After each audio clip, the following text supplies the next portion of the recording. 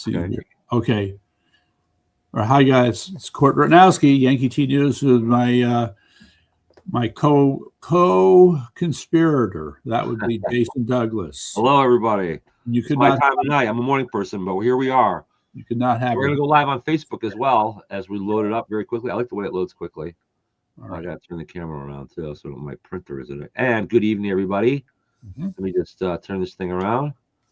Hello. Oh no, that's the way we want to do it. It is Thursday, April 2nd. Yeah. We're live here on Common Sense News Entertainment, Facebook Live once again in a joint effort with Yankee T News and Court Ratnowski, the Wise. Hello, how are you this evening, Court? Welcome to the. I like Sam the Wise from Lord of the Rings better. There you go. Is that the guy that had the white beard and the horse? No. No. Who's that? Which one is who? Which one is he? I remember the hobbits, the two hobbits who had to take the ring to Mordor. Yeah. Throw it in the fire. So you had Frodo and his companion Sam. Okay. Right. And they certainly went through their ups and downs. They sure did. Oh my goodness. Those are great movies. It's classic. I never forget the scene where they're, I think it's the third movie, when they have to sleep on the side of that cliff, that huge cliff. I'm thinking, how can you crash out in a situation like that? Man? Yeah. That said, I just want to mention parenthetically, with a more real life example, I came across this because with these videos I keep seeing. This is a General James Gavin, who was the first general for the 82nd Airborne in World War II. And let me just say for the audience, this gentleman was one tough motherfucker. Oh my God, the things that he did. For openers, he insisted on carrying the same weapon that the enlisted men used, which was an M1 Garand rifle. Okay. And he jumped out of the airplane. There were paratroopers. He jumped out of the airplanes with them, and he was the first to go. Okay. He was in Sicily. He was in. His name's General. Yeah. Wow. Okay. General James Gavin. One of these unsung heroes who have done just. What a story. Oh my God, what a story. And so there is a book about General James Gavin. It's worth looking at. Mm-hmm. Yeah. Oh my goodness. So, and the men of that day, do we have men as tough as them? I don't know. These were we do. Guys were tough. But do we have as many? I don't know. Oh man. I'm sure we do have some. So I had to mention him. So on the military note, you got little directions here. I just want to get this one off the table, but we'll probably come back to it. Okay, quick review. Back in February, I believe it was, that Prime Minister Xi Jinping, Prime Minister Xi, trashed two generals who were at top-level generals in his inner circle. And the way he did it was out of step with protocol. And this got a lot of the people in the military upset. Long story short, they turned to Xi and said, you have to show us these guys, or you're in trouble. Mm-hmm. They gave him until early April. And so as the news goes, he hasn't done what he said he was going to do. And now the military has started to make moves in and around Beijing. Okay, so there are reports to that effect. Interesting. Right. Now, I don't know if this is just them flexing their muscles and, kind of growling and crouching, or are we talking about the beginnings of an actual coup? It's a little unclear. At any rate, internal distractions in China are nothing but good for the rest of us. I would say. Regardless. So, anyway, there's. I just had the status of that remains uncertain. So we'll come back to that. I wonder if that's something to do. That maybe. What if that's the real reason behind Trump postponing his visit to China? No, no, the Iranian Timeline fits. conflict is the real reason. Sure, but I mean, yes and no. I mean, it would almost make sense to given other. Why wouldn't it make sense for the president to going forward with his visit to China? Well, otherwise, because postponing it would indicate that we're worried about Iran. I don't think he would want to send that image. So maybe it does have something to do with the internal struggles in China. There's some argument that under the current conditions, it shouldn't be about Trump going to China. It should be about Xi coming to Washington. I would agree, but it's not what we have. Okay, so all that said, so, all right, I'm going to sneak up on this a little bit. Another one I want to kind of get out of the way. Okay. Zelensky, Ukraine. Okay. Spider-Man. Have you been following the latest about how he's forming these working relationships with some of the Arabian countries? A little bit, but not. Tell us what's going on. So the backstory here is that over the last, shall we say, 4 years, Ukraine has gone from being beleaguered and on its heels to becoming the world's leading technology provider for drones. Correct, definitely. And we consider them to be, are we not now currently considering them to be an ally and helpful with us in terms of drones technology in dealing with Iran? I'm not sure what that looks like exactly. To what extent, we don't know, right? We've had a very troubled relationship, since, from all that money was pumped into Ukraine without any accounting for where any of it went. And, arguments over which missile weapon systems we'd give them and which ones we wouldn't. And there were other things I can't think of right now. But yes, you had a series of these things going on where they're doing what they can to hang on. But I have to add, parenthetically, like I said before, while you had all this high-level crap going on in Washington, we forget that in the background, somebody was making a big contribution to keeping Ukraine on the battlefield. That would be the CIA. All right. Mm-hmm. As the story goes, or at least a dozen, what should we call them? Outposts, CIA outposts along the border of the conflict. And I think they've had a lot to do with helping the Ukrainians with targeting, with defensive strategy, offensive strategy, you name it.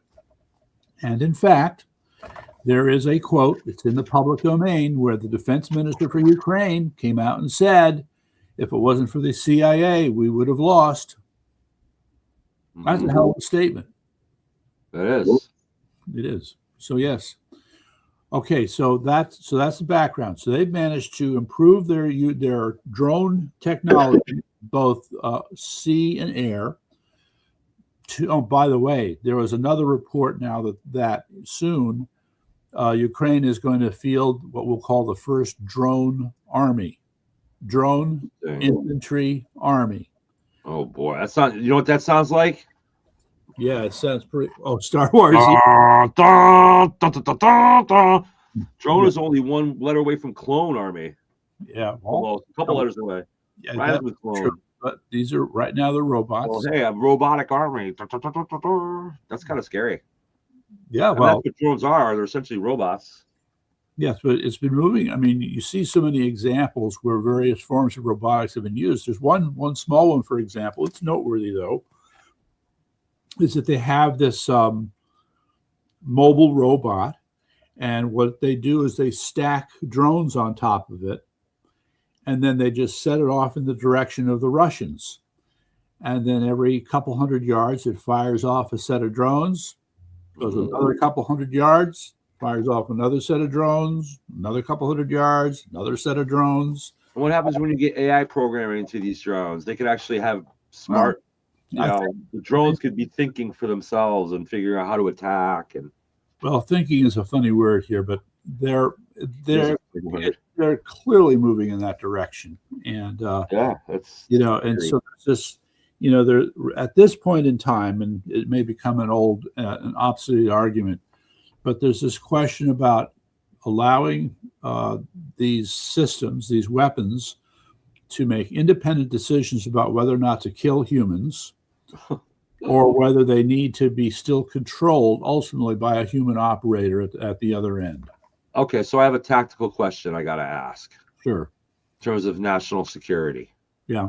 Now, we know we have an organization in our military called NORAD, which is there to shoot down planes that might present a danger to our cities, our population, and it seems rather effective. Do we have anything like that when it comes to a possibility of being attacked in our homeland by a drone army or something like what you just described? That's an excellent question, sir. And I can tell you, not so much. Not so much. I'm going to take. You didn't see the news article.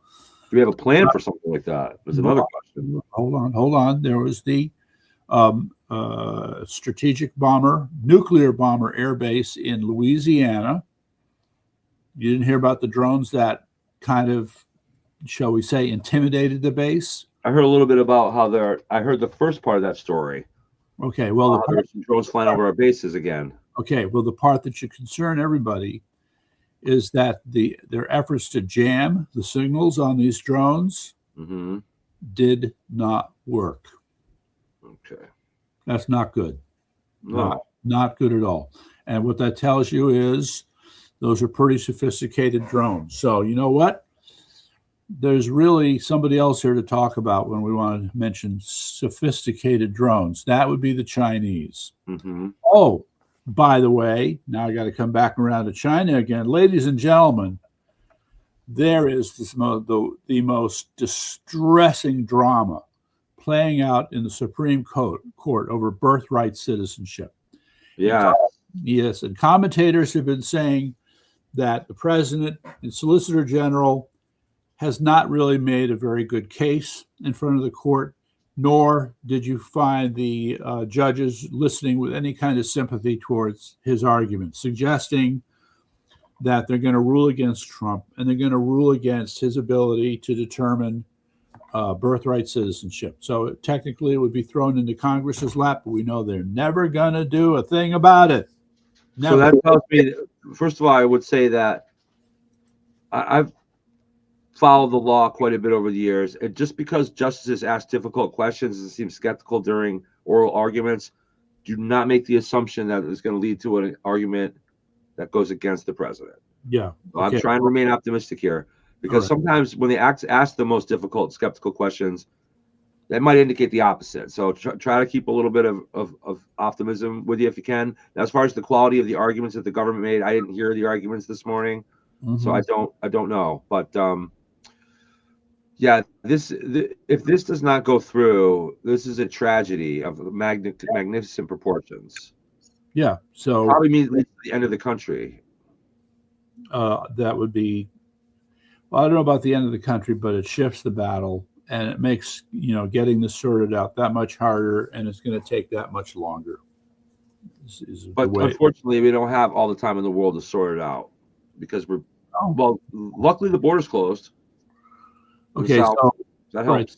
All right, so let me get to the point I want to make about Chinese. So you know that in China there's an industry.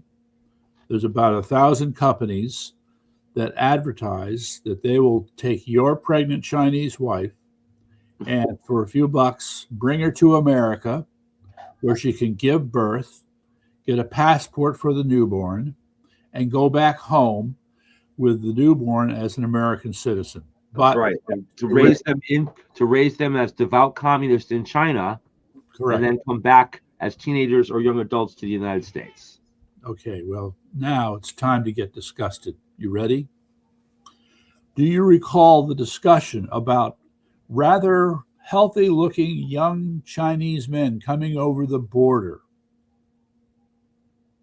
under Biden? Those were birth tourism children. Those were birthright citizens, or whatever? Yes. Look, how fucked up is that? Okay. Look, like I said, this is going to, unfortunately, I was saying this earlier today, this is a dog-eat-dog world, and we're getting eaten. Okay. Sure seems like it. It sure looks that way. So we're going to have to eat back at some point.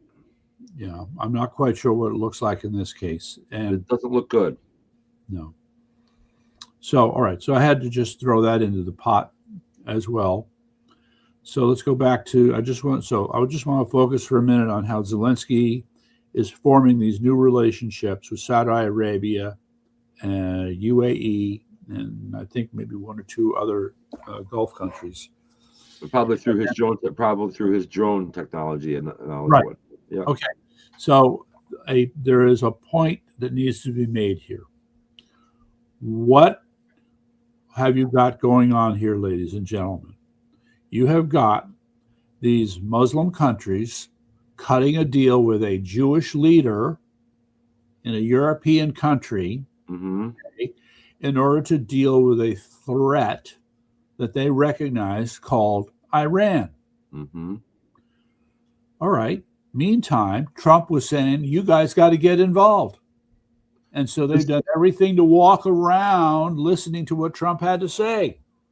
Or you could look at it like, you could also look at it like a seismic shift in world alliances right now, where a new basis of a free world is forming between these new age Arab nations, Ukraine and the United States and Israel, all coming together to form maybe this is the new coalition of a new free world. Well, or new reshaping of the free world. Okay, but forming these deals with Ukraine in a way is also, they're also thumbing their nose at the United States. Okay, they wouldn't do anything to help shut down the Hormuz, open up the Hormuz Strait, yet they do this. Okay, now if they turn around and say, okay, armed with this new technology from Ukraine, now we'll help, that'd be one thing, but that's not how they've been acting. They all want to destroy the Western world. It's just that Iran wants to do it right away with violence, and these other countries want to wait and do it more slowly. Probably noted. That's all I can say. Noted. Well, I can't think of what else it could be. Okay. Meantime, in this story where Ukraine is now going to work with these Arab countries, there is a certain sweet irony. Okay. Okay. So you remember that Russia has been launching what are called Shahed drones at Ukraine, right? Where did these Shahed drones come from? Where? China? Iran. Iran had developed the technology for the Shahed drones. Russia has licensed the technology. Now they're mass producing it themselves in their own borders. But the point is, now, if Ukraine forms a working relationship with these Arab countries and then uses their technology to attack Iran, okay, the same Iran that helped Russia, there's a certain kind of ironic justice there. I like it. Yes, so I thought that would be worth mentioning. You know, we should. There is one other subject I'd like to mention on a more positive note. Yeah. So we have mankind going to the moon again today. Right. They're on their way now, if I'm not mistaken. They're about to catapult their way to an area that's more distant than any human being has ever traveled before. I think that's pretty cool. Okay, but of course they were only able to do that once they straightened out their toilet problem. Yeah. What's that problem? Toilet. The toilet problem. Remember? Practical solutions, practical problems. I guess. Very weird because the aircraft carrier, the Ford, was it? Or the Lincoln, had this terrible accident with their sewage system, if you will, their toilet system. Really? On the way to the Middle East? Oh, no, they're on station when this happened. Oh, wow, they're on station. Okay. And now they've had to leave, and now the ship has to go into dry dock, and it's going to take them 6 months to fix their toilet system. So what's going on here? A spaceship heading up to the moon, toilet problems, aircraft carrier. Yeah, I don't think so. Well, we better take the moon first. Well, I'm not kidding. You don't think that's going to matter in 50 years? Well, believe me, people are very conscious of this. And I think what we'll find is that there is on this, I think the government and the private sector are going to be working together much more closely than ever. So, yeah. All right. Now for my Trump rant. Ladies and gentlemen, I might get a little upset here, but I want you to listen carefully. President Trump is taking incredible political chances to do what he's doing. Right? Yeah. Okay. That's because he's not a politician. So what is it? All these other presidents who preceded him, who had the opportunity, they didn't do jack shit. They didn't have the guts. They didn't have the wherewithal. They didn't have what it took to say, I'm taking a chance on this. I don't care about my career. This is more important. Because they're all hacks except for Reagan. He's the only one. All right, well, he was, And he inherited the crisis right off the bat. So we got to give him a pass a little bit. Yeah, well, in hindsight, that would have been the time to take care of this. That would true. But I get it.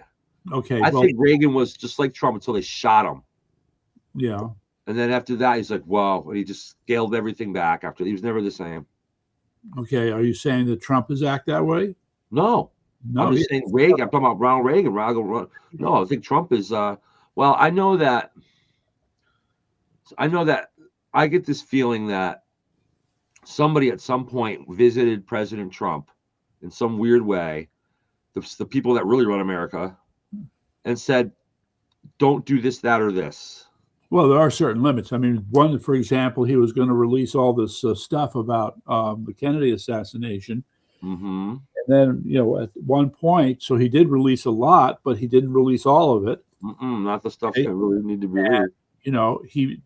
He was honest enough to say what is left, which we have not released, is so bad, so shocking, so disturbing to the national psyche. I can't release it. Yeah. So. Well, at least he was honest about it. Right. Well, I think we can read between the lines as far as that's concerned. Yeah, Kennedy's own family had him killed. You think that's what it was? Yeah, I do. What? Wait a second. Where did that one come from? I haven't heard that one. It's come from my own assertion. I don't have any evidence. His own family. And I'm not saying that the Kennedy family themselves plotted his killing. That's what I'm saying. I'm saying that the group of people that wanted him gone were affiliated with the same people I think the Kennedy family is a very corrupt family. And I think John F. Kennedy, however, was an exception to the rule. He actually was rebelling against his own family and coming out and trying to inform the American people. He made a speech just a few weeks before he got shot. Yes. Basically trying to out the deep state. If you go back to the annals in the library, you can find it. Sure. Saying, look, there are a bunch of people. He basically told the American people, I need your help in exposing these unelected people that are taking over the country. Mm-hmm. And bam, 3 weeks later, he was gone. He was talking about how secrets are repugnant. He was talking about the deep state. But he was also talking about secrets. Mm-hmm. Okay. So, all right. So, well, we'll get off track a little about JFK. That one on the conspiracy theory. He was a good man. Good man. Democrat, but good man. John F. Kennedy. John F. Kennedy. I was a good man. Yes, he was. His wife screwed all those women. Excuse me? Politically, okay? Politically. All right. Yeah. And look, if I had Marilyn Monroe coming on to me, man. Yeah. Sorry, Melissa, but man, that'd be a tough one. Yeah. Sorry, dear. You could average, she says. Norma Jean, baby. Oh, man. Yeah. Speaking of babes, why is Trump getting rid of all the babes in the cabinet, man? Got rid of Christine month. Now it's Pam Bondi. What's going to be Levitt next week? Let's get all the babes out of the cabinet. What's going on here?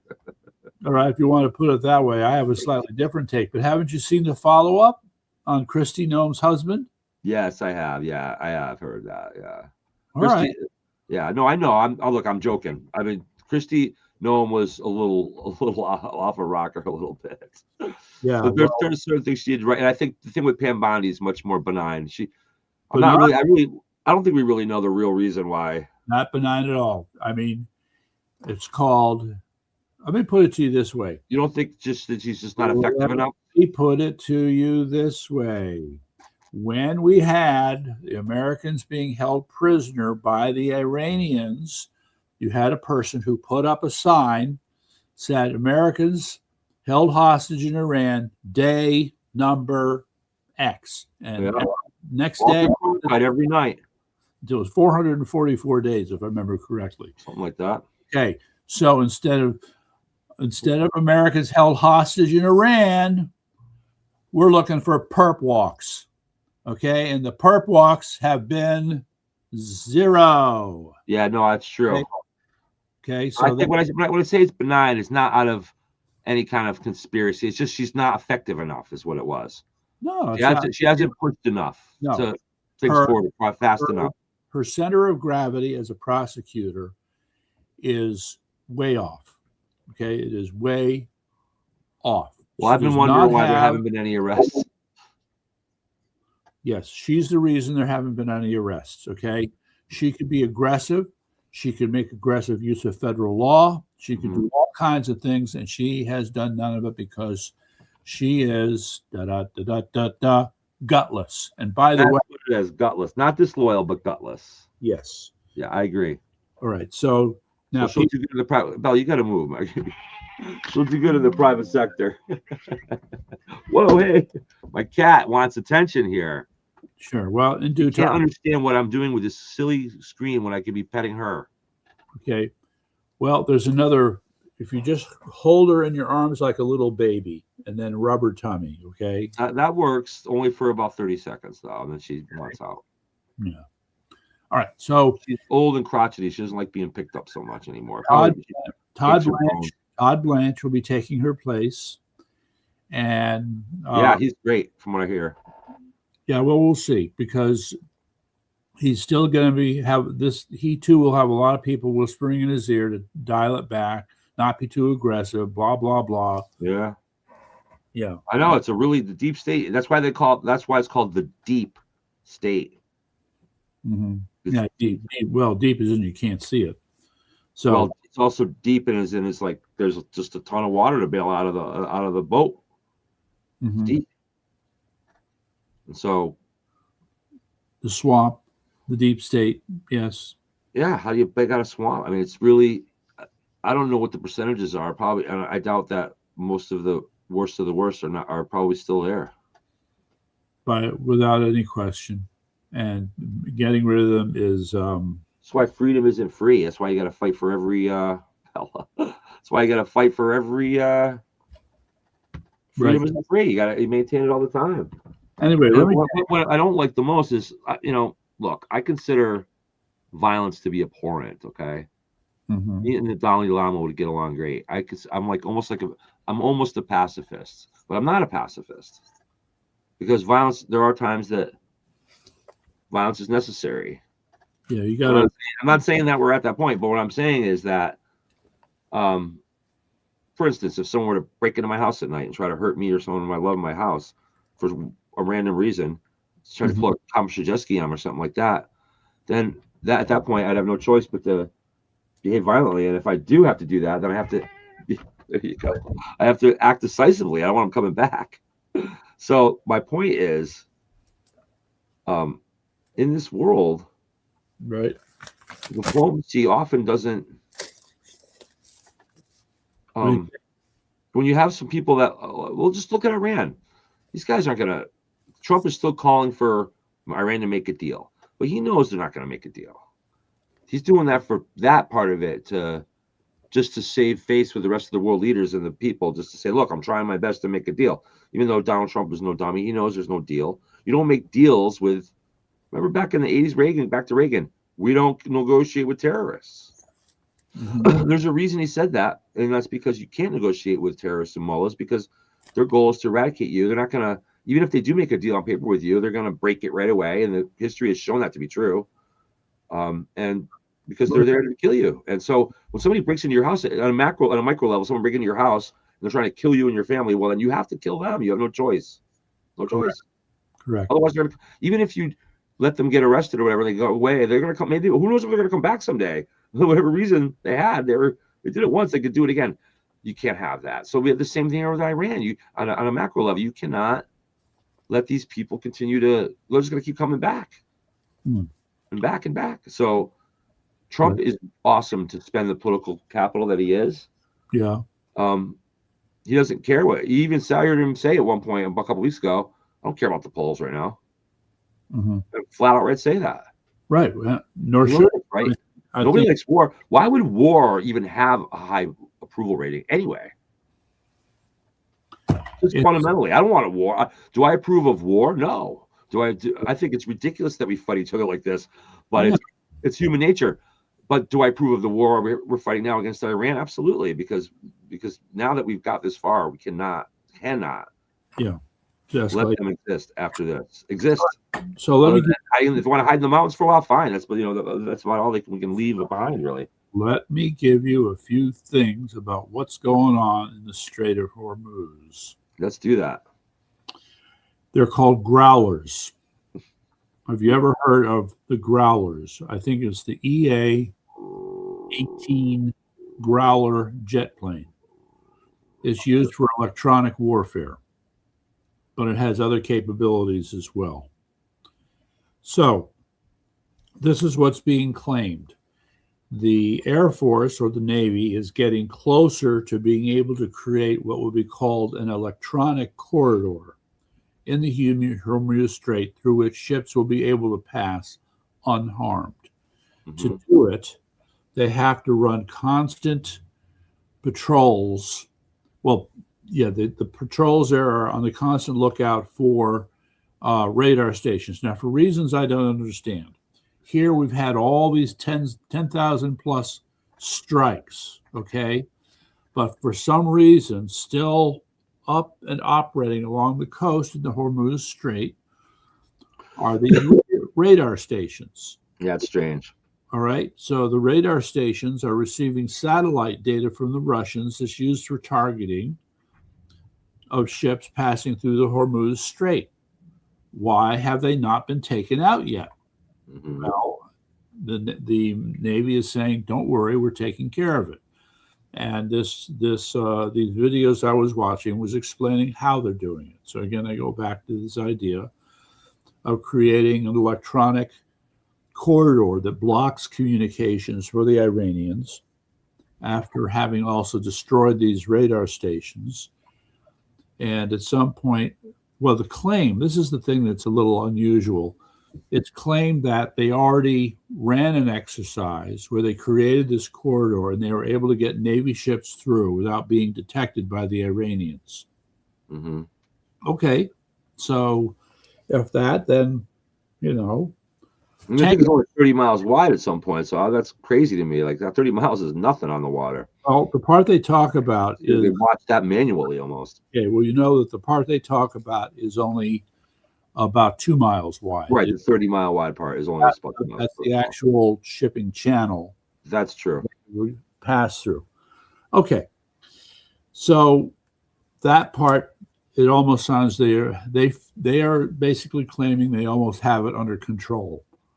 Then the second part is what to do about the mines, right? And here we have inconsistent information. Now, again, what I'm hearing is that, yes, we've managed to destroy a number of these Iranian attack boats, but they still have enough that we haven't gotten to. All right, who knows what to believe? But I don't know. I heard a story today about how for the first time we're bringing our B-52 bombers in now, and right. I heard a story 4 weeks ago about how we were using B-52 bombers. I don't know what to believe anymore. I don't know. So this is one of the issues here. I mean, if I'm going to go back and criticize the speech that Trump gave last night, it is that he keeps repeating the same, I'm sorry, ladies and gentlemen, happy talk. That's a nice way of saying propaganda. He's got it down to 2 or 3 weeks left, he said, which gives it a little more than the original time frame. But yeah, well, he said that a week ago. So the issue here is the fact that a lot of targets, a lot of assets have not been hit yet. And the one that is the most important is also the one that's the most difficult. It's called the Zagros, I think it's the Zagros Mountains. So the ones we found last June, right? No, different one. Okay. Further north. Okay, the Zagros Mountains is this range that's much closer to the Hormuz Strait, or Hormuz. All right, and it is said that in there are hundreds of tunnels that the Iranians have dug over the decades in which to hide military equipment. Okay, time to bring in those bunker busters. Okay, well, we're talking hundreds. Okay, this means they're spread out all over the place. Okay. So, and then the other part is there's this other technology. It's called ground penetrating radar. All right, and theoretically, by flying an airplane over these mountains and directing this ground penetrating radar at these mountains, you should be able to find these tunnels. And I think they found some of them, but you realize there's so many of them, you can't tell if you found them all or not. Okay. Well, that's why Yeah. I think the win is in demoralizing and just getting as much, keep going. I mean, one thing that bothers me is I think it was about a week and a half ago when I heard that they topped the 10,000 mile target. But now I still keep hearing that number 10, 11,000. I don't hear, why isn't it 15 by now? If we're keeping going, if it's getting more intense, how come that number keeps sticking at 10,000? I'll give you an answer. You may not like it. Well, I'm willing to hear it. It's BS. Yeah. Okay. Maybe it's only been 4,000 targets that have been hit this whole time. Stuff for public consumption. So, on the good news side, also there are more reports of more Iranian officials being killed. Yeah. I mean, but it's like onesies and twosies. You got this one, you got another one, but they're probably spreading themselves out now, so they're not going to have their little party in the beginning like they had the first time. They're smartened up after that, so they're spread themselves out probably. Well, they're very well. This was. I think that disturbs me. I keep hearing that none of the Iranian people have any internet access, and that's one of the reasons why they're not coming out. But then I heard 3 or 4 weeks ago, Starlink Elon Musk got Starlink up and running, so right. Starlink supposedly directly from satellite, so it can't be jammed. But yet somehow, well, there was. I guess you can jam Starlink then. Yes, that's correct. There was a report about that. So supposedly not be able to be jammed, but whatever. Well, I mean, jamming is about frequencies. So if Starlink can receive on some other frequency, then change the dial to another frequency so you can. And this is what goes on with the electronic jamming with these radar stations along the Strait of Hormuz. Right. The growler comes in, hits it in a certain frequency range, and then the radar operator changes the dial to see if he can start picking up radar on a different frequency. Mm-hmm. But we're able to tell when they're switching frequencies. So then we hit them on another one and another one. And then the thing is, what's curious is it's the way that it's done.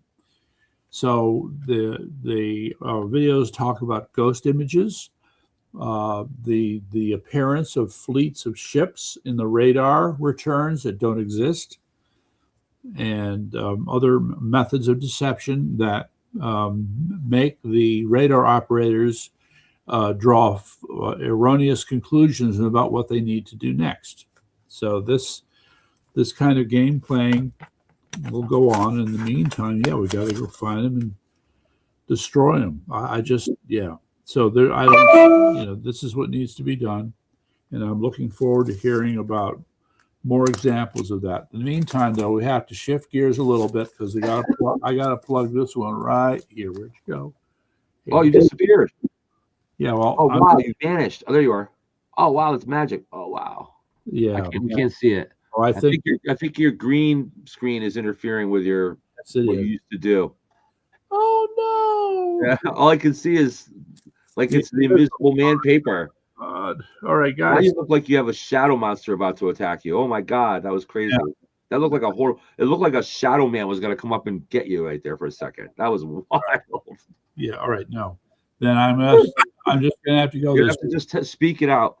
All right, CTRAMM.org.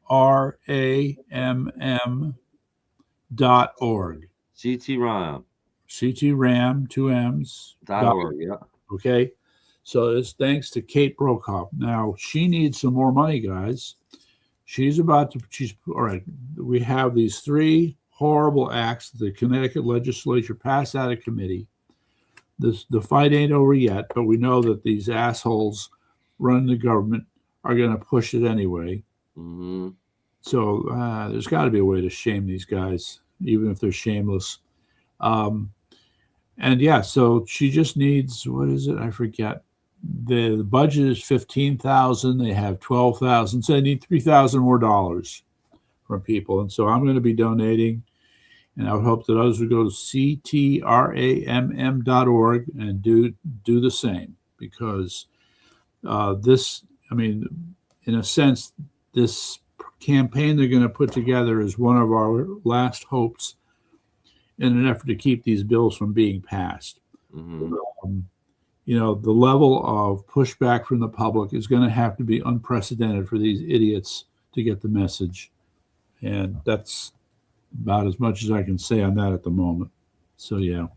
I think it would take tens of thousands. Yeah. They're not listening. We had a pretty huge response a few weeks ago at the 2 weeks ago at the Capitol. Yeah. Right, 6,000 people. Yeah. Gave testimony. Ignored it. Correct. They ignored it. Right. So it's going to take a while. Take 60,000 then. Well, what'd you say? 60? Yeah. Probably. Yeah. Yeah. And then it's going to take, you know, government Lamont stepping in and saying, I don't care what you do, I'm going to veto it. So, but he hasn't said anything about this yet. And again, to me, it's so stupid. You look at these bills, they're unconstitutional. Like blatantly. They represent not debatably, blatantly. Overstepping by the government. They don't care. They'll just go ahead and run roughshod over every Connecticut resident in any way that they see fit to get what they want. And so, ladies and gentlemen, when are you going to stop voting Democrat? Okay? When are you going to vote Republican? When are you going to walk away from these creeps? Because all they're doing is ruining your life and you don't see it. Well, that leads me to the next subject we're going to get to, a little more local flavor. Yeah. Yeah, we want to vote Republican. But in Connecticut, we really have one party. Uniparty. We have a uniparty in Connecticut. All right. So you're being unfair to Rob Sampson. I'm not.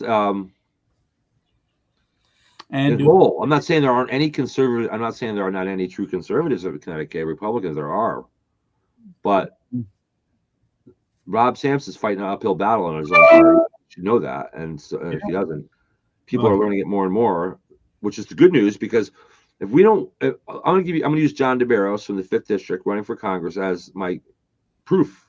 It's proof. Yeah. That we have a uniparty. A guy like John DeBarros should, the kind of momentum, this guy has gained support amongst the grassroots level, which is the people, by the way. People call it grassroots. Let's just call it what it is. We the people.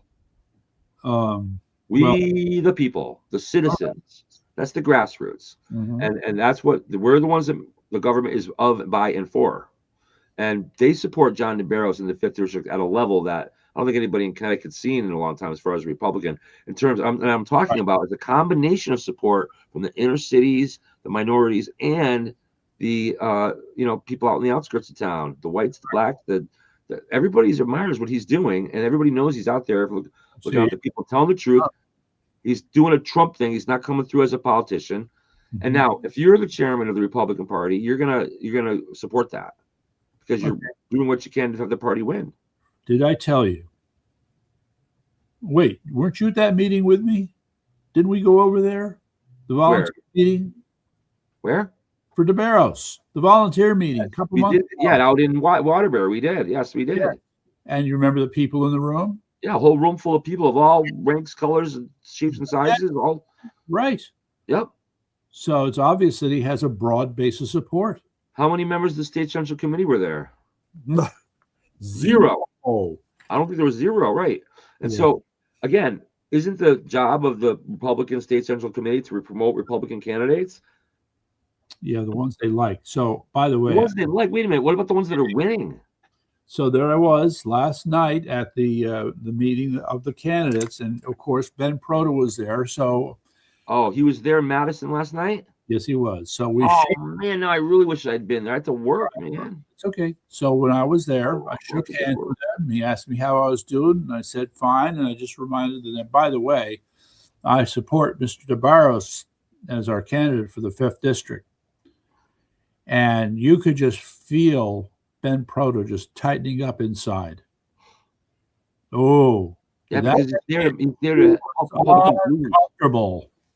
Yeah, because he's there to help make us lose. He's a saboteur. Mm-hmm. And if John DeBarros wins, then his superiors that have put him in here to thwart our efforts are going to be mad at him. Yeah. No. That's how bad this guy is. I'm glad I wasn't there, because if I had been there, I probably would have made a scene with him and trashed him in front of everybody, and then that would have exposed me to him too early. So, well, he's been after me. I'm not ready for that. So let's not do that. I'm glad I wasn't there. Okay, so I don't like that man. He's a snake. Yeah. Look, there are simple things, for example, interviews, polls, okay, which are opportunities to take these individuals and basically put them on the spot. And that is God, if I'd been there with my camera, man. Yeah. So yeah. All right, don't worry. You have another opportunity coming up in Niantic. I believe it's on the 11th. Okay. That's not far. All right. So that it's going to be careful for that. I mean, there'll probably be people from the Madison area go to Niantic, but it's going to pick up a lot of other people as well. And it's interesting. Having seen this, I have to ask. I'm going to ask Eric about this. Make sure y'all don't miss on Facebook, April 11th, when we go see Ben Proto in Niantic. Yeah. I'm just friends, lots of viewers for that one. So here's the hypothetical. If we could set up what we'll call a press corner, all right? And from the press corner, we could ask embarrassing questions, put certain people on the spot, okay? Yeah, so the question is, can we set up that press corner? And we can do like spot surveys. Hi, we've got a poll here. We just need to ask you a few quick questions. Where do you stand? And there are ways to do it. And, there are ways to ask these questions. We should consider this. Absolutely. Can we drag into this? Again, Jackie. Mary Ann Turner is no better. Sorry? Mary Ann Turner is no better. She's no better? A little snot. Yep. Well, she's a tough customer. Let's face the truth, okay? Yeah, I know. I had a 45-minute conversation with her, and I ran against Proto. It was I wish I had that on tape. Yeah, well, she was supporting. I won her over, actually. The first half of the conversation, she was trying to basically lecture me and tell me that I didn't know what I was talking about and blah, blah, blah. But then halfway through the conversation, I said, and she started like basically kissing Ben's ass. And I said, Mary, who are you kidding? I know the truth. I know Ben's been an asshole to you for the last 25 years, and you still kiss his ass. What? You said that? What? Literally, almost word for word. Yeah, something just like that. I know that he's screwed you 100 times, and you still crawl back to him every time. I know the truth about it. And she went, oh, blah, blah, blah, blah, blah. But you know what? She got all nice to me after that. The rest of the conversation, she sounded more like my mother trying to give me advice. Well, you could do this and blah, blah, blah. And so it got much more like gentle, and it just tamed her right down. So she's no real tough cookie. All right. Well, she's an ass tiger. Okay. Well, it sounds like you got half a friend there. And I'll tell you, it counts for something if you get her on your side. Just saying. I mean, I honestly think she means well, but she's just not. She's drinking too much Kool-Aid is what's going on. Yeah. She's got her eggs behind the wrong baskets. I don't think she's not a communist or anything like that. She thinks she believes in democracy, and that's what we need, people that believe in democracy. Yeah. They may not know what the hell it is half the time, but they believe in it. Yeah. It really boils down to specific issues. So, I mean, it becomes curious. If we go back to last night, let me just start with Betsy's presentation. It is her stump speech. And there are at least 3 very specific proposals that she makes. One, of course, is to get rid of the income tax. The second is to get rid of property taxes. So, I mean, you have states looking at this, and they're coming up with other formulas for how to get income. And then the third thing was, to get rid of property taxes for senior citizens. The argument, I think these are things that would be very popular. And I think Betsy made a very good point. Oh, a house is worth under like $2 million or something like that. Well, if you have a $4 million house, then you could. The median price for a house in Connecticut is about $450,000 for a house. Okay. Okay. Anything under $2 million. Well, Or then if it's over 2 million, you do reduced tax rate, something like that. You only got to pay half the rate or something what are like you that. talking about? No, I don't know. I'm just throwing it out there. no. I know that sounds progressive. I get it, but Yeah, so screw progressive, okay. screw communist adjacent crap. Okay, that's not communist. You know what I think the worst thing is? No, State tax. communist adjacent. Oh, okay. I thought you said Jason, the communist. To the point they become indistinguishable. Yes. You know what the worst tax is? The estate tax. How can you take money from people that have worked their whole life and accumulate it to hand to their children? The estate tax is a direct assault on the strength of the family, and again, which is the real battle again between the state and the family. That is a direct assault on the family, making people pay an estate tax. Right. So they've already paid taxes on that money. I would characterize these as I'm going to love how I'm going to say this, Marxist anachronisms. Okay. The idea of an estate tax is a Marxist principle, if you will. That's correct. Right. Okay. All of that. 36 states have one, and the federal government has one. Right. And now you've heard about Mondami's proposal, right? Yeah. Incredible. So a little perspective on that. Tell me if I'm wrong about this. Okay. I believe there are 36 states that have an estate tax. Mm-hmm. Hawaii's is the highest at 11%. Well, it's also the most, I'd say it's probably the one of the very bluest of all the states. That's correct. Connecticut is a blue state, but theirs is, I believe, 4 or 6%. Ours is 6%, I think, in Connecticut. Yeah, but they range between 3% and 11% in 36 states. Now there are 14 states that don't have one. Yeah. Federal government's, I believe, is 4 or 6%. Mm-hmm. Wait. The federal government state tax, I think, is it 8%? Wait, are you talking about the estate tax? State tax, yes, on your estate. And they have thresholds over a certain amount too. Yeah, 500,000 or whatever. We're gonna have to check those numbers, okay? Because I do know. I don't know what the precise numbers are. I do know one thing though, from what I've heard. I'm sourcing a news source from this, but the range for the 36 is between 2% and 11, or 3 or 2% and 11%. In other words, there isn't one higher than 11%. Okay. All right. Now, Mondami's proposal for New York is 50%. Right. So he's totally out of line. Radical. Yeah. And so for what it's worth, this woman who's the head of the city council supposedly is beginning to stand up against him. So good. That includes, by the way, your home too. So you really can't pass on a home, is what it means. Right. That's communism and socialism. That's horrible. Right. Right. So in Connecticut, we have a uniparty problem. Yes, there are good Republicans amongst us, no doubt. But we have a problem where much of the Rob Sampson, if you tell you, I think if I could get him alone, he'd probably tell me, yeah, it's a big mess. I don't know what to do. I'm struggling here and trying to make it all work, but it's just there's too many. You don't know who to trust, and it's a mess. And how do you fix it? DeBarros says if we don't win this election, like if DeBarros doesn't get elected, despite all of his support we just talked about, Ben Proto was thumbing his nose at the guy, putting up other candidates to primary against him.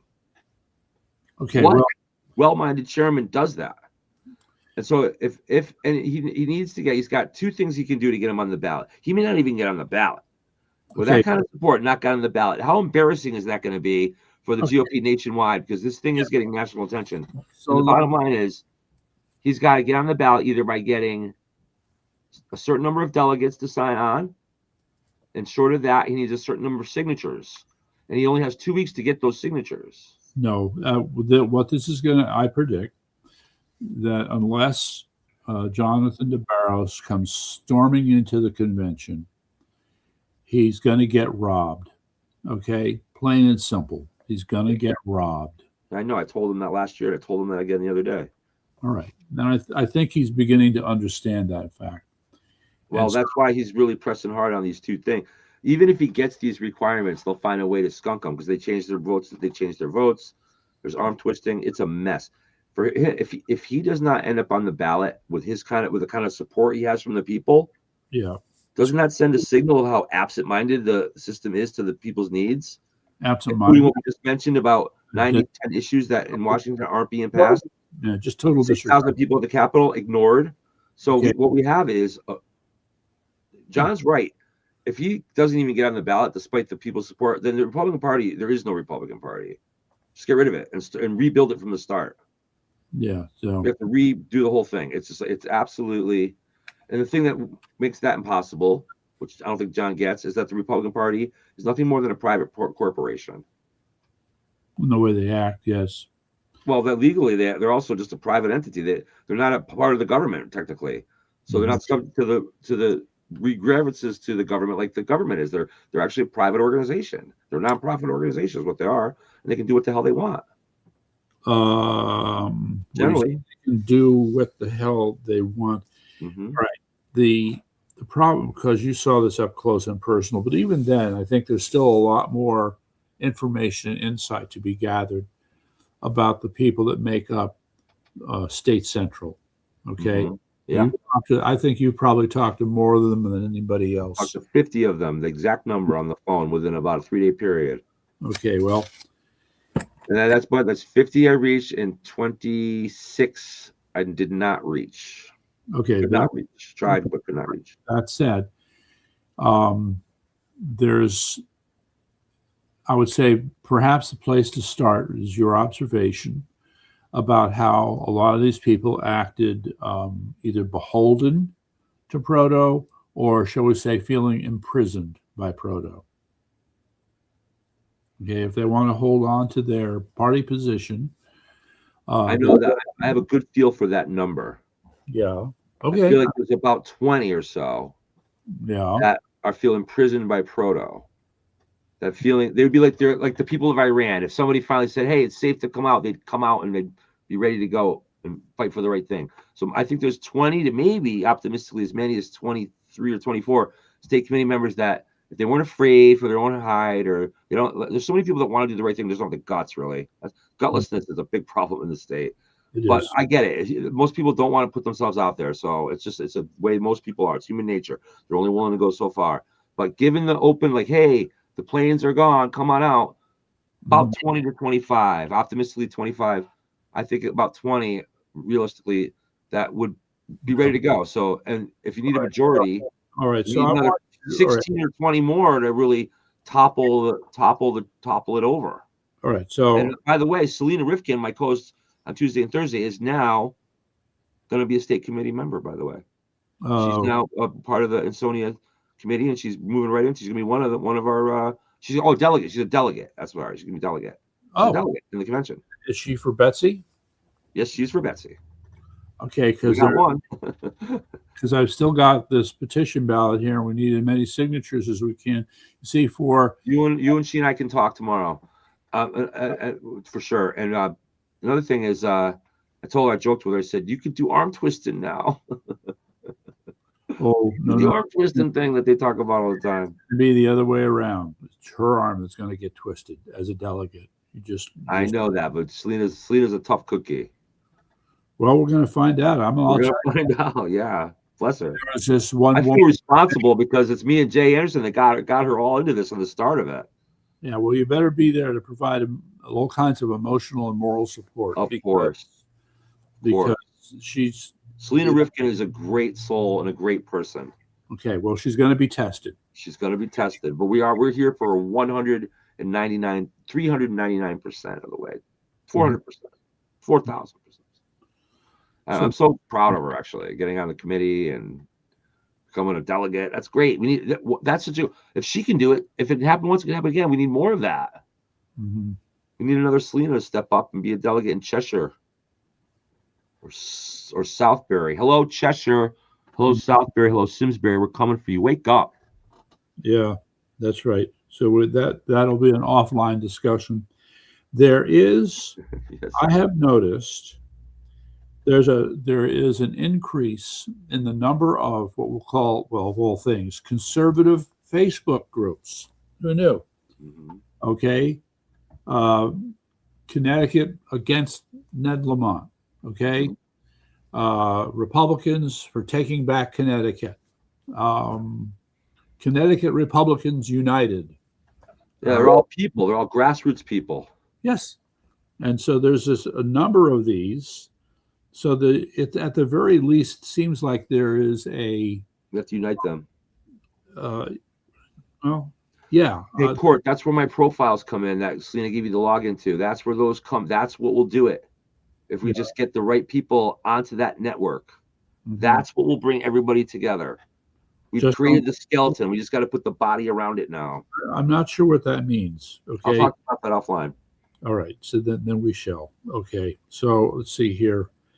So I'm just trying to find for the audience. Not that we're trying to hide anything. It's just too technical for the audience. It'll bore you to death. We go over there. Right. And so you haven't signed up. You haven't signed up with Telegram yet. Not yet. Well, no, I have a Telegram account. You do? Yeah, I do. I've had it for all this time. I almost never go on it. All right. Well, there's so many different things I can jump onto. All right. Well, one of the things that I highly recommend is that you, what you can do is there's a search bar in Telegram, and all you have to do is put in Connecticut or Connecticut politics. Sure. And it's going to give you a bunch of groups. Yes, and just you do the same thing on any platform. You do that on X. You do that on. Well, but no, these are unique to Telegram. I mean, the same people could form another platform on X or Facebook. Right. But these are here. Okay, so let me just rattle off a few here. Okay. Greenwich Patriots. Where'd the others go? Come on. Organized Connecticut. Patriot Party Connecticut. CDM Press. Connecticut Sentinel. Let's see here. Free Connecticut. Connecticut OTBA. Connecticut Patriots Gathered Resources. Connecticut Sons of Liberty. The Great Takedown, Connecticut DOE, Fairfield County Freedom Alliance. Us, Sons of Liberty. I like that one. Yes, but the point is, there's a bunch. There's at least Stand Up Connecticut, so I'm aware of at least a dozen of these. Does it give you how many members are in these groups though? Like 11, 21? A lot of them are small. Yeah. Okay, so I'm going to just give you a quick. Got to put them all together. You know what I'd love to, if I could find the time.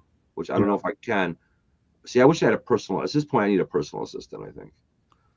Wow. Put together a list of the moderators or the founders of these groups, and then I could do backgrounds and pop their cell phone numbers on my databases, or message them first on Telegram, and then get them all together, and then give them logins to our profiles so they can use those algorithms to update. And we'll talk about the technical part later. That's where it all work. All right. So one of them. Eventually, we have an event, and we have 1,000 people showing up instead of 20 or 30 or 60 or whatever we get. Okay. So let me cut it. I love the loft. I love these places, but. All right. So this gets numbers you need. This gets a little complicated. So let me give you an example here. So this Telegram site, Organized Connecticut, has this is a group that's done some things. They've been pretty effective. And so they've got 77 members. Okay. And we have like 300, 400, but okay. Between X and Facebook, we have almost 1,000, or probably 600, 700 actually members. Okay. So there's so just read off some of the names. You got Lena, you got Burn Baby Burn, you got Josh. Burn Baby Burn. You got Patriot Professor, Sergeant Horse. Does it tell you who the moderator is or who the founder is? Must, right? Somewhere. No? Wait, here we go. Admin is Kaz CT. Okay, Kaz CT. And you can message her. Yep. And then on the account. So I'd like to have an in-person meeting with all these moderators, all these admins, or even just a virtual one. And then tell them about the logins we have and the profiles we have that they can go in, and that they'll have read-only access to it for a week or two. Once they, we get a chance to meet them, then we can give them admin access. They can update it, and that's where everybody can come together. I'm going to make it simple. Please call Jason. Oh, wait. Douglas at, what's your phone number? Well, I'm not going to say it online. Oh. All right. All right, here, no, I can. 860-982-6654. I got a better idea here. I I'm said gonna it. do, okay, please I mean, my number's already out there, so who cares? I guess. contact Jason Douglas at Bleep, bleep, bleep, bleep, JEDIES bleep, uh, bleep, investi- bleep, investigation, but .com. at no at investigation.com. Okay, Okay, so with that, are you ready to wrap it up for tonight? hold on. To organize statewide. To organize Oh, statewide. so before we go though, CSNE Sports, Which Boston Red Sox are off to a 1-5 start. what Anemic. Boston? Yeah, it cuts. And Alex Cora is. Everybody loves Alex Cora. I think he's one of the laziest, worst managers I've ever seen. He doesn't have coach for half the other things the teams does, and the team will never win under him. They always underachieve every year under him, and I think he's got to go. All right. So how long has Alex Cora been managing the Red Sox? A while now. Well, he was manager for a year when they won the World Series, but he cheated, and then they fired him for a year, and he came back in 2019, I think. He's been there ever since. Oh, okay. They underachieve every year under him. Well, I don't know. They led the league in errors, by the way, for 3 years in a row, which is a manager thing. I see. So, but you're aware of the fact that they beat the Yankees 9 out of 10 times. When is that? Last year, you mean? Yes. Yeah. I mean, they have a good team. They have good, talented players. They could be better. They just, I just don't like the way he runs the team. He's a lousy manager. He's lazy. He doesn't even have a take sign on 3-0. He just says, "I'll do whatever you want on 3-0." No strategy, just whatever. Right. He makes terrible game time decisions. He relies on numbers too much, not on none of the humanity, which is a problem on a lot of managers, by the way. It's all the analytics now. It's all about the numbers. And as a numbers person, I can tell you that it's not always about the numbers. Mm-hmm. Sometimes it's about how the guy's doing that day. Yes. Well, he ignores that. He ignores that. It's all about the numbers. You know why? Because it's easy for lazy Alex Cora to manage that way. All he's going to do is plug in the numbers. Doesn't have to think. Why have a take sign on 3-0? That involves too much game time thinking. I'm too lazy. I just want to sit here and look pretty on the microphone and just let the team play. And fuck it. Because I'm a lazy ass, good for nothing manager. To understand, are you saying this laziness extends to players? It feeds into them. Yeah. No, I mean he's Alex Bregman left the team for that reason. He wouldn't tell you that probably publicly. I think of managers as guys who've got to, they say, all right, now they put up another pitcher, and now you got to think in terms of what you know about that pitcher, and you're going to change your lineup, or you're going to get a switch hitter or something because of the next pitcher that's up, right? Okay, or instructions to the catcher in terms of, what kinds of things they think need to be done. And isn't that what a good manager does? No. I just think I don't think he does all the things that need to be done. I think he's a crappy manager, and I think his record shows it. Then what does he need to do? When your team keeps underachieving every year, eventually it falls on the manager. Nobody wants to blame him for anything. Lou Merloni, right? He's a commentator for the Red Sox. I listened to him the other day. He's like, listen to this. It's crazy. Here's what he says. This is the kind of attitude the whole Red Sox organization has, a losing attitude, complexity. This is what he says. Oh, when spring training, the Red Sox were hitting the cover off the ball, doing really well. He says, once the games actually start to mean something, a little more tension builds up. And it gets a little hard sometimes to break the connection. And I'm thinking to myself, what? These guys are supposed to be the mentally, physically toughest people around. Boo freaking, what are you talking about? Do you think that this little pressure is bothering the Yankees right now? They're freaking smoking everybody. You think it's bothering the Houston Astros, who embarrassed the Red Sox the other day? Hey, 3 games in a row. Embarrassed them. You think their little pressure's bothering them? That's the kind of bullshit attitude that's why the Red Sox don't keep winning, why they can't win. Last year, how did the Yankees do in April? Red Sox did poor in April, but they bounced back. I get it's a long season. How did the Yankees do last year in April? Yankees did well in April. They did Okay. the rest of the year. Right. So that's my point. I know it's a long year, but it's still it's. Look, have they won any? I know they won in 2018, but they haven't won since then. Right.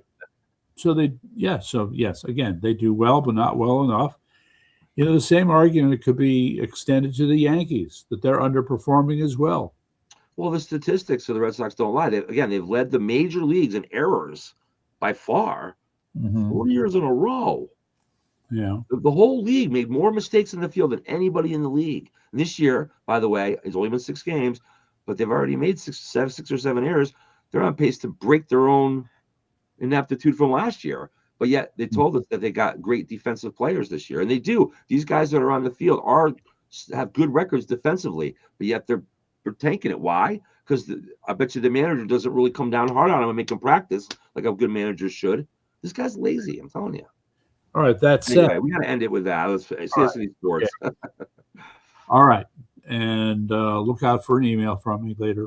I will check it out. Okay. All right then. So Right. everybody, thanks for joining us. It's been a good show once again. Good night, guys. Good night, everybody. And for Common Sense News and Entertainment. Right.